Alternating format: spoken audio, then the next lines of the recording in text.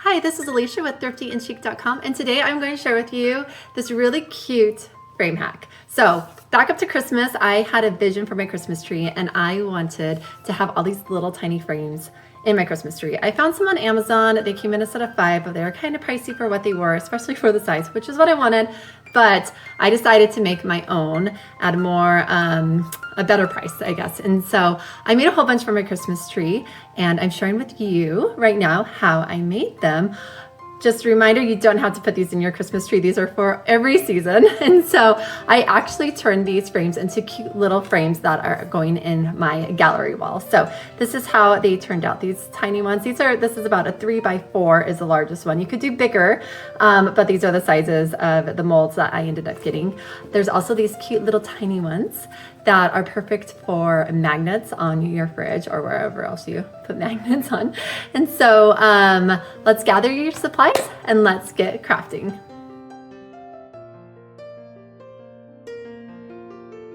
All right, let's start with some really good hot glue. You're going to want to get a big glue gun for this because the more glue you could pour out at once, the better. Now put it into your frame silicone mold. Make sure you get in all the nooks and crannies and fill it out really well. It is a little tricky. I could see a spot that I missed there, and you'll actually be able to see that spot a little bit later as well.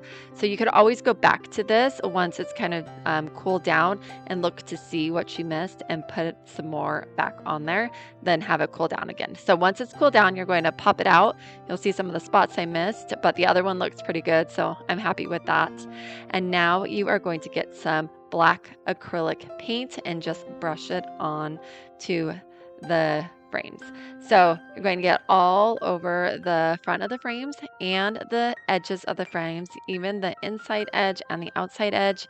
At this point, it's up to you if you want to do the back as well.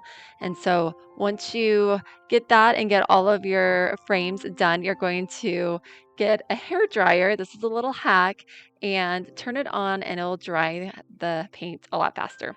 So once you're all done with that, now you're going to pull off some of the extra little like hairs or whatever you see from the hot glue, because now you see them really well with the black paint. You're going to get some rub and buff. I did this in gold leaf, and apply it with your brush.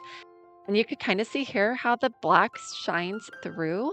That just makes that a little bit more vintage, which is great. And so now with this rub and buff, make sure you get it all over the frame as well on the inside edges and on the outside edges.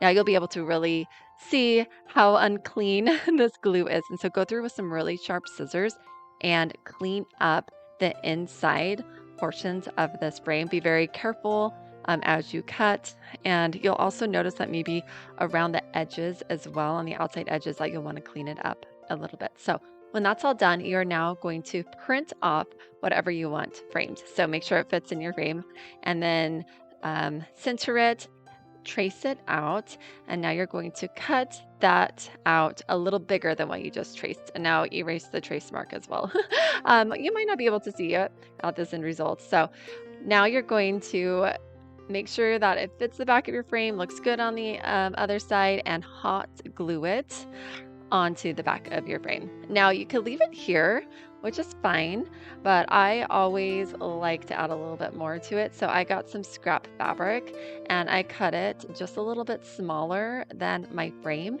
And then I also hot glued that on to the back of the frame just to make it look a little bit more finished, I guess. Now at this point, you can decide how you want to hang it. So once this fabric is on, you could either add a magnet like I'm doing, or you can add some jute.